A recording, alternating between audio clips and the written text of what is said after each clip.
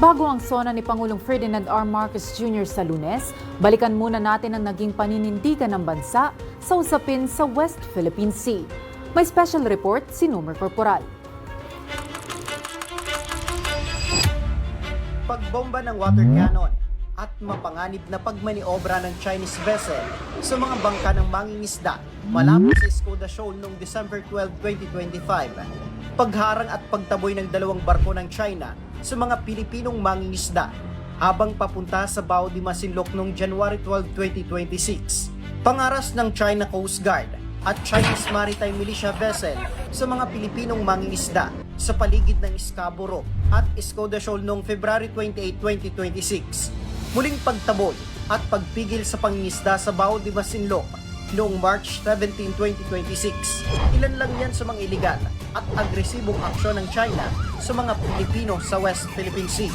Noong 2025 nga, 64 na insidente ng pambubuli ng China ang naranasan ng Pilipinas ayon sa Philippine Coast Guard.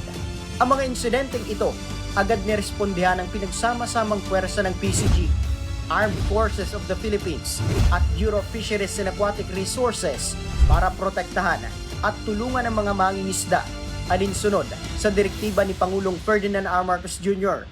Bukod sa pag-deploy ng mga barko, hinatiran din sila ng ayuda gaya ng krudo, yelo at pagkain. Patunay na sila'y pinangangalagaan at binibigyang seguridad. Sa harap ng mga bagong banta sa ating kapayapaan at soberanya, mas maigting ngayon ang ating paghahanda, pagmamatsyag at pagtatanggol sa ating sarili. Ganun pa man, tayo pa rin ang nagtitimpi at nananatiling magpapasensya, lalo na sa pagtanod sa ating buong kapuluan at sa pangangalaga sa ating interes. Bagamat may 2016 Permanent Court of Arbitration ruling na nagdedeklarang walang legal na batayan ang 9-dash line ng China, ay may karapatang mangisda ang mga Pilipino sa Exclusive Economic Zone ng Pilipinas. Tila bingi at bulag pa rin ang China dahil sa pagbaliwala nila rito.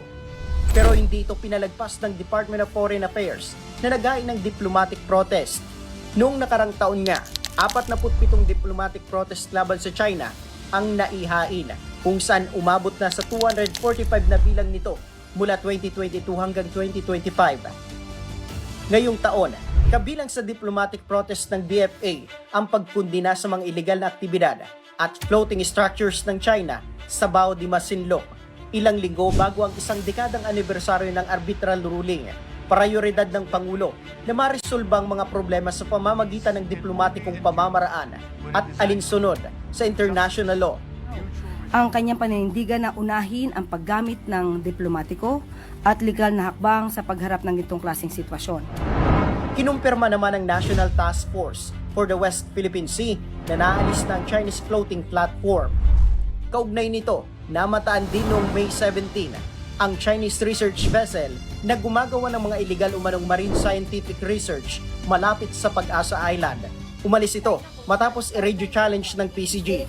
Sa tala ng AFP, mula Enero hanggang June 22, 2026, umabot na sa 476 ang Chinese vessels ang namataan sa iba't ibang bahagi ng West Philippine Sea, habang 447 Chinese vessel ang namataan noong 2025. Kaya naman, nanindigan ng Pilipinas na patuloy na magpapatrolya sa mga teritoryo nito. Ang mga iligal na gawain ng China, kinundi na rin ng Kamara. Pinuri rin nila ang mahigpit na pagbabantay at pagtatanggol ng AFP at PCG.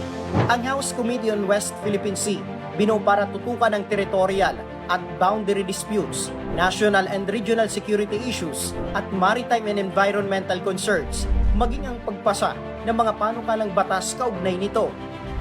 Akbayan po natin ang ating civilian frontliners at bigyan natin sila ng nararapat na pagkilala, sapat na proteksyon at makatarungang kompensasyon. This representation urges the speedy passage of House Bill 8673 or the hazard pay for civilian frontliners in the West Philippine Sea. Matagumpay naman ang ika-4 na atin ito koalisyon sa pangunguna ni Akbayan Party List Representative Dada Kiramis Mula na isagawa ang patriotic jet ski ride at pagwagayway at pagtatayo ng watawat ng Pilipinas sa Sandy Cay. Sa atin po talaga ang pag-asa. West Philippine Sea ay tunay ng atin. At dapat ay malaya po tayong nakakapunta dito. Nakapamahagi rin sila ng mga supply kabilang ang pagkain, krudo, at medical aid sa mga naninirahan sa Pag-asa Island sa kabila ng ilang beses na pangaras ng China Coast Guard.